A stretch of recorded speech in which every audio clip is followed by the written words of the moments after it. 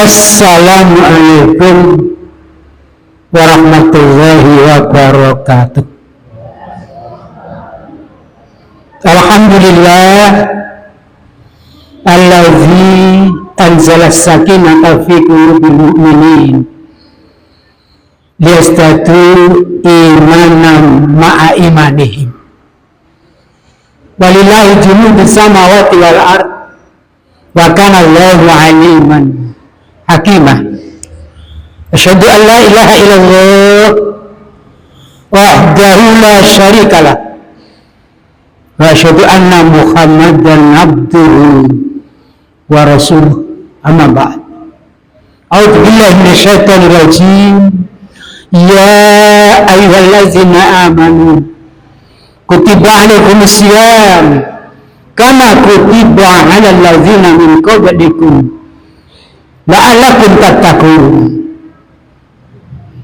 Qala Rasulullah sallallahu alaihi wasallam, man shoma ramadhana imanan wa ihtisaban ghufira lahu ma taqaddama min dzambi. Hadirin para bapak ibu jamaah masjid Al-Islam rahimakumullah yang dirahmati Allah. Awal sekali marilah kita panjatkan syukur alhamdulillah kehadirat Allah subhanahu wa ta'ala yang mana Allah masih memberikan nikmat kepada kita sekalian sehingga sore hari ini kita bisa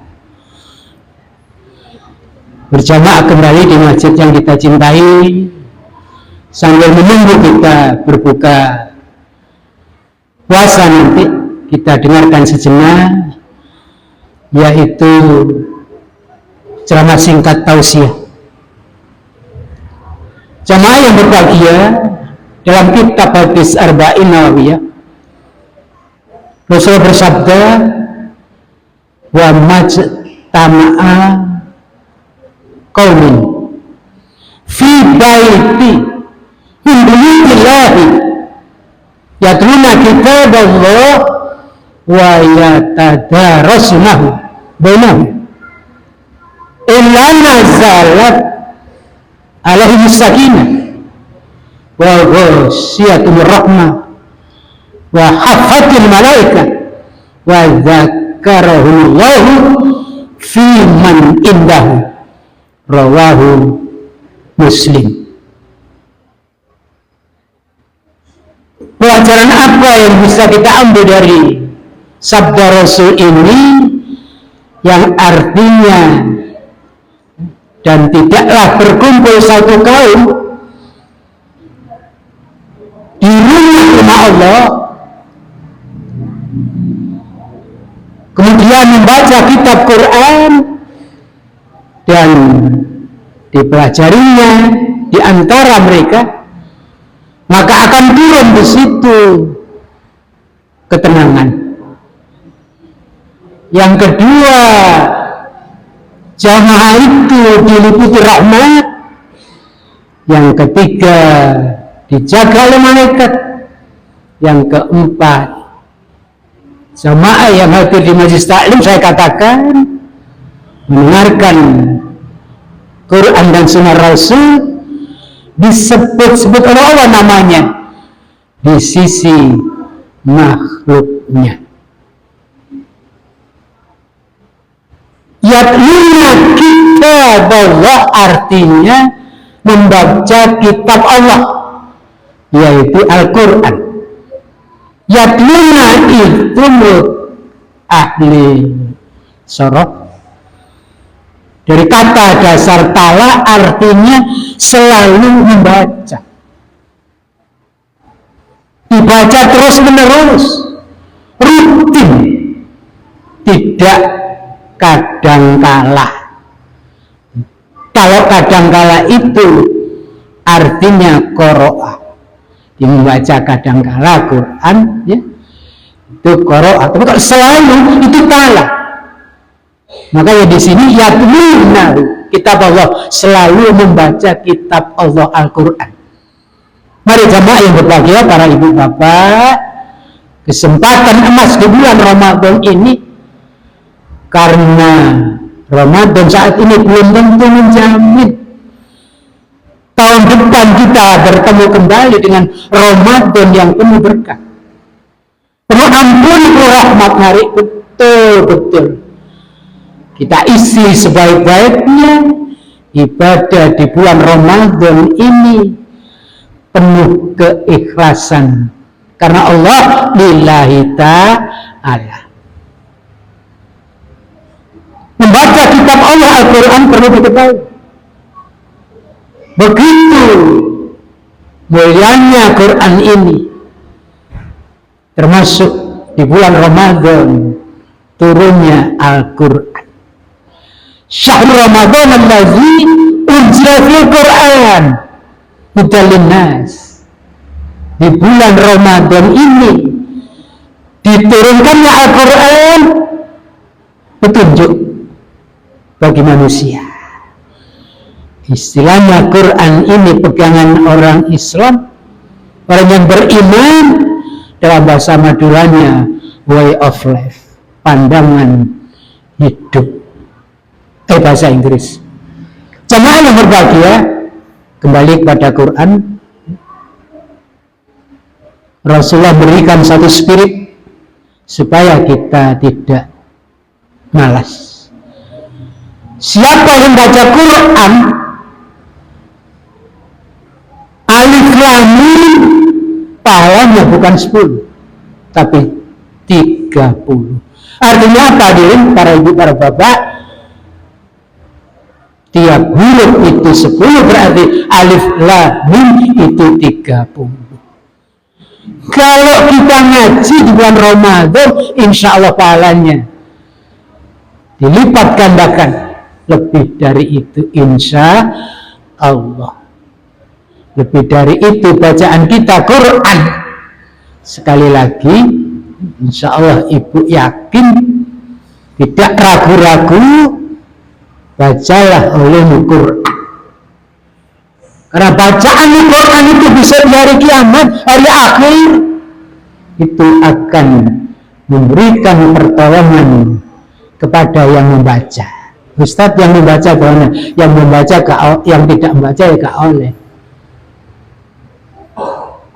Iqra'ul Quran fa'innahu ya'ti yaumal qiyamati syafi'an di ashabi. Bacalah olehmu Quran karena besok di hari kiamat bacaan Quranmu itu akan mendatangkan syafaat bagi yang membacanya. Itulah hikmah Quran. Lebih dari itu hadirin, nanti ada hubungannya. Kalau rumah tangga kita ingin kuat, kokoh, tentrem, ayem, apalagi ada rumah tangga yang baru ya, jangan lupa rumah itu semarakan, suburkan, cahayailah dengan bacaan Quran. Kanjeng Nabi bersabda, aksiru min tilawatil Quran fi buyutikum, berbanyak olehmu membaca Quran di rumahmu. Duduk nang kuburan iku sepi, sunyi, suarane jangkrik, na'udzubillah. Perintahnya di rumah Allah. Lebih dari itu, di rumah kita, rumah tangga. Kalau rumah itu tidak pernah dibacakan Quran, maka akan banyak kejahatan, tumbuh banyak kesempitan, ya, kebaikannya mungkin tidak ada. Godaan selir berganti di rumah tangga itu, sehingga ceritanya banyak. Mereka berumah tangga tidak lama roboh jatuh, ibaratnya seumur jagung. Kenapa Bu? Seumur jagung, karena rumah tangga itu tidak kokoh, tidak disuburkan dengan sholat, tidak disuburkan dengan bacaan Quran. Nawiru bilitakum, cahailah rumah-rumahmu dengan bacaan Quran, tilawatil Quran, dan sholat. ibu-ibu afdalnya sholat di rumah, kalau bapak-bapak di masjid. Afdal sholat di baiti ilmu maktubah, afdalnya bapak itu. Sholat sunnahnya di rumah, wajibnya di masjid. Sebagai tanda syiar agama Allah. Yang berikutnya ibu-ibu, kalau kita sudah duduk katakan di majelis taklim, akan turun kepada orang-orang itu. Yang pertama, anzalas sakinah, turun kepada kita insya Allah as-sakinah, yaitu ketenangan. Ketenangan ini rezeki dari Allah yang tidak kelihatan. Rezeki dari Allah itu bukan lahiriah saja, bukan yang nampak saja, yang tidak dilihat adalah juga rezeki Allah. Janji Allah, wa may yattaqillaha yaj'al lahu makhraja wa yarzuqhu min haitsu la yahtasib. Barang siapa yang taat kepada Allah, akan dibukakan jalan keluar dan aku akan beri rezeki yang tidak disangka-sangka, yang tidak dinyana-nyana. Rezeki dari Allah yang lahir itu sudah jelas ukurannya, masing-masing berbeda. Tapi yang tidak nampak seperti as-sakinah, ketenangan, itu sangat-sangat luas.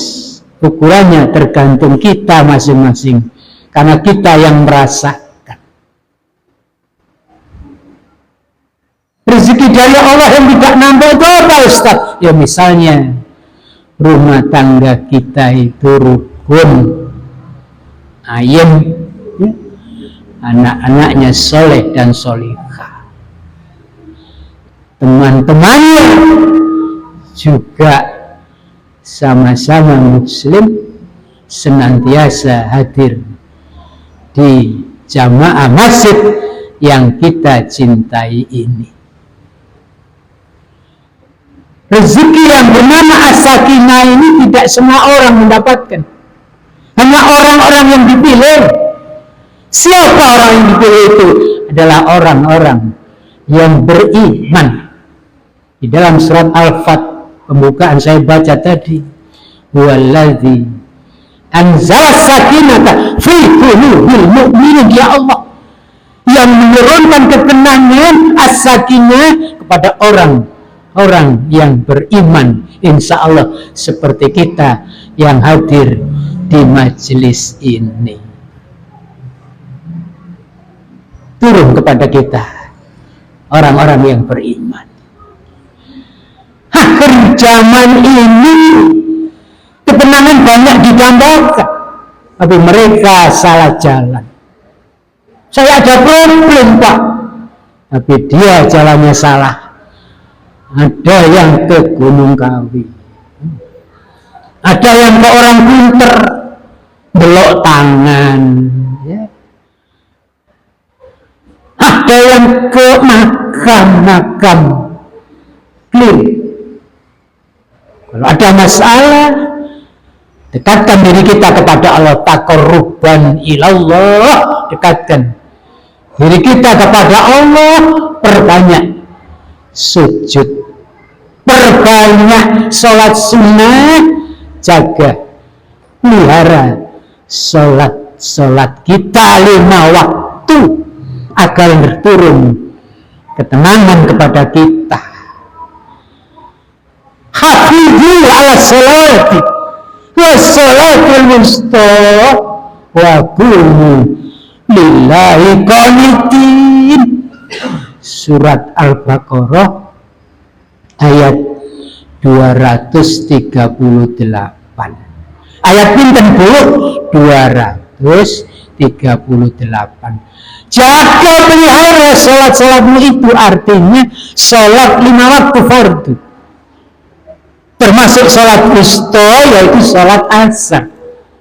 Dan hendaklah kamu berdiri mengerjakan sholat itu dengan tunduk qanitin, tunduk taat, bersungguh-sungguh, bismillah, ikhlas karena Allah, dengan sholat yang baik, dengan sholat yang tenang, dengan sholat yang tumakninah, gak cepet-cepetan. Di sosial media itu ada sholat tarawih berapa rakaat, wes gak sampai 10 menit. Na'udzubillah, itu Kanjeng Nabi mencuri di dalam sholat karena tidak bisa menjaga rukuk dan sujudnya, termasuk berdirinya. Na'udzubillah, sholatnya super kilat, itu dinamakan mencuri di dalam sholat. Na'udzubillah. Yang pertama sakinah, ketenangan, ya. Ketenangan ini ternyata, ya, dicontohkan dalam Al-Quran.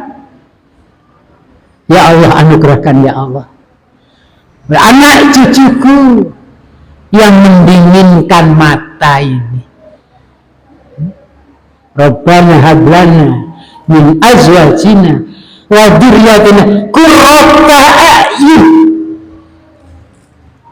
Istri, suami, anak-anak yang mendinginkan mata, karena hati tenang, jiwa tenang itu asalnya dari mata. Udah mata tenang, insya Allah turun ke hati.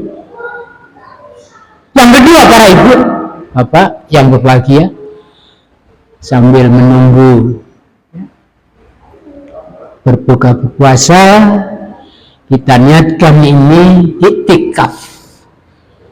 Duduk sejenak, fokus sambil zikrullah, pahalanya sangat dilipat gandakan. Dan berharap kita bisa dengan sambil mohon kepada Allah sampai akhir Ramadan. Yang kedua, yang kedua adalah wahosiat rahmat, akan diliputi kita ini dengan rahmat. Rahmat itu kasih sayang Allah. Kasih sayang Allah yang namanya rahmat ini sangat kita butuhkan di dalam ibadah. Nah, banyak manusia yang tidak mendapatkan rahmat Allah lantaran sudah beramal banyak, dia timbul rasa GR-nya seolah-olah aman, seolah-olah surga di dekatnya.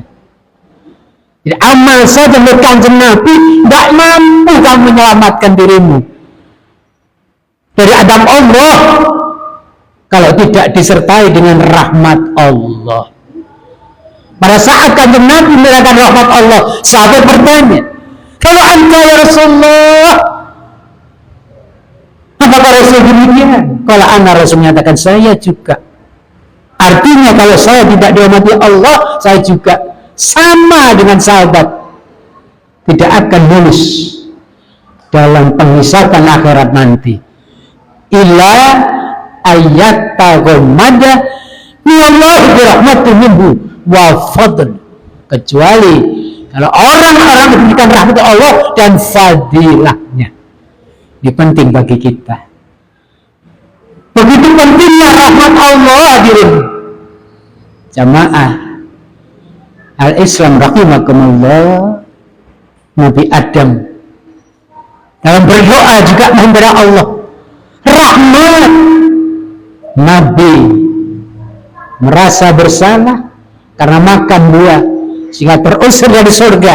Dia berdoa dalam surat A'raf, Rabbana zalamna anfusana wa illam taghfir lana wa tarhamna lanakunanna minal khosirin. Ini doanya Nabi Adam. Ya Allah, aku telah menganiaya diriku ya Allah. Ampunilah aku ya Allah, berikan rahmat. Kalau tidak, maka aku termasuk orang-orang yang rugi. Nabi Sulaiman hadirin, karena ingin dia menjadi hamba yang soleh, dia berdoa dalam surat An-Naml 19. Rabbi auzi'ni an ashkura ni'mataka allati an'amta alayya wa ala walidayya wa an a'mala sholihan tardo wa adkhilni bi rahmatika fi ibadika sholihin. Doanya Nabi Sulaiman agar dimasukkan pada orang yang soleh dengan rahmat-Mu ya Allah. Termasuk Ashabul Kahfi juga berdoa yang di dalamnya ada rahmat Allah. Rahmat Allah itu di atas segala-galanya dari berkahnya. Dalam hadis qudsi Allah berfirman, qala azza wa jalla, sabaqat rahmati ghadabi. Allah berfirman, rahmatku di atas murkaku. Artinya apa? Walaupun dia dosanya yang sangat banyak, kalau Allah merahmati akan terhapus dan balasannya surga. Saya teringat seorang yang telah membunuh 100 orang. Dia ingin mencari ulama ahli agama Islam karena dosanya begitu banyak. Ya. Ada seorang mencoba di sana di tempatnya, tanya. Akhirnya dia berjalan menuju kebaikan, menuju orang itu, ingin menyampaikan keluh kesahnya dia telah bunuh 100 orang. Ternyata dalam perjalanan meninggal. 2 malaikat berebut, malaikat rahmat dan malaikat azab. Tapi karena Allah, langkahnya dipercepat untuk menuju tujuan, sehingga orang ini diampuni dosanya dan mendapatkan rahmat Allah, balasannya surga. Oleh karena itu hadirin, kesempatan emas di bulan Ramadan ini banyak istighfar, mohon ampun kepada Allah. Terbanyak istighfar. Kanjeng Nabi sehari tidak kurang istighfar sebanyak 70 sampai 100. Dan diawali dengan sabdanya bersumpah, qasam wallahi inni astaghfiruka wa atubu ilaik fil yaumi aksara min 70 marrah. Demi Allah, kanjeng Nabi ini ya, kanjeng Nabi itu maksum pasti surga ya. Ya, saya beristighfar dan mohon ampun kepada Allah tiap hari 70 kali, hadis lain 100 kali. Rahmat Allah. Yang kedua, yang ketiga, ibu-ibu, kita ini didampingi oleh malaikat sambil mendoakan, ya Allah, ampunilah orang ini. Ya Allah, berkahi orang itu. Ya Allah, terimalah tobatnya orang itu. Malaikat selalu mendoakan. Insya Allah doanya malaikat makbul. Kalau doa manusia belum tentu. Yang terakhir hadirin, kita yang menyaksikan hadir di majelis yang mulia ini, majelis taklim, wadzakarahumullah fiman indahu, Allah menyebut-nyebut orang ini satu persatu di sisi makhluknya. Mudah-mudahan ceramah singkat menjelang berbuka ini ada manfaatnya. Kalau ada benar-benarnya dari Allah, kalau ada khilaf adalah kesalahan saya sendiri. Aku luka lihazza astaghfirullah li wa lakum innahu wal ghafurur rahim. Assalamualaikum warahmatullahi wabarakatuh.